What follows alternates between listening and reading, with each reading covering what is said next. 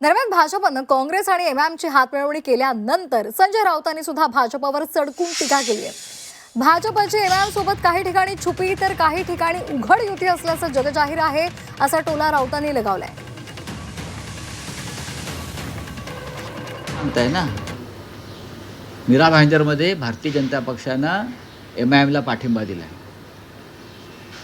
पुढे मीरा भाईंदरमध्ये म्हणजे फडणवीस ओबीसी भाई भाई आणि आम्हाला ज्ञान देतात। अमरनाथमध्ये काँग्रेस आणि भारतीय जनता पक्ष एकत्र आलेला आहे। आता ते हिरवे नाही काय झाले? मीरा भाईंदर आणि अमरनाथमध्ये ओबीसी आणि काँग्रेसबरोबर त्यांची चुंबाचुंबी जी चाललेली आहे, निकाह लागलेला आहे त्यांचा, मग आता हिरवे नाही झाले? मी जे म्हणतो ना, दुतोंडी गांडूळ आहे ते, आणि त्या पद्धतीनं त्यांचं राजकारण सुरू आहे। त्यांच्यात काही खरं नाही। महाराष्ट्रामध्ये कोण दुतोंडी आहे, कोण चारतोंडी आहे, कोण पाचतोंडी आहे आणि कोणी आठतोंडी आहे, हे महाराष्ट्रात जनतेने बघितलं आहे। उभाटांनी काँग्रेससोबत काँग्रेसच्या विचाराची अनेक वेळा संगनमत केलं आहे। मी वारंवार सांगतो की एखादी नगरविकास आघाडी, एखादी ग्रामविकास आघाडी तयार होतं डेव्हलपमेंट करता, ती त्या स्थानिक लेवलची असतं। पण भारतीय जनता पार्टी कधी विचाराच्या विरुद्ध आपला पक्ष कुणाच्या वेठीस बांधत नाही। निश्चितपणे मी तपासून बघेल की त्या ठिकाणी काय झालं आहे, आणि स्थानिक लेवलला काही डेव्हलपमेंटची युती झाली असेल तर तेही बघेल। त्यांना काँग्रेसमुक्त भारत करायचं होतं मोदींना।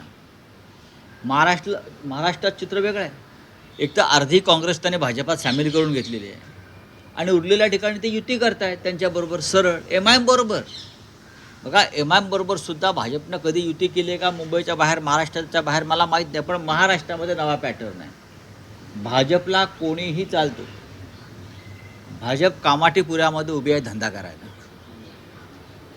कोणी या बरं का, जो पेजेला देईल त्याच्या शेजेला जायला भाजपा तयार आहे। काय, माझं वाक्य नीट समजून घ्या। जो पेजेला देईल त्याच्या शेजेवर चढायला भाजपा तयार आहे। आता सध्या दोघेजण शेजेवर चढलेले आहेत,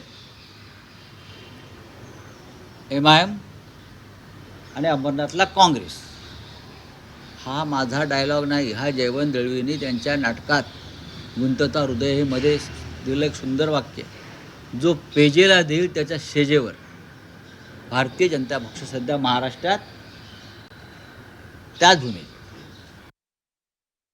घाण शब्द वापरणं ही महाराष्ट्राची संस्कृती नाही। कदाचित संजय राऊत रोज कामाठीपुऱ्यामध्ये जात असतील, त्यामुळे त्यांच्या पोटातला शब्द ओठावर आला, एवढाच फरक आहे। कामाठीपुऱ्याची सवय कुणाला आहे हे महाराष्ट्राला माहित आहे। संजय राऊत, तुम्हाला कदाचित जास्त कामाठीपुऱ्याची डोस मिळाली असल्यामुळं कदाचित रात्रीचा शब्द तुमचा सकाळी सकाळी आपल्या तोंडामधून निघून गेला। भारतीय जनता पार्टी विकासाचं राजकारण घेऊन पुढे जाते।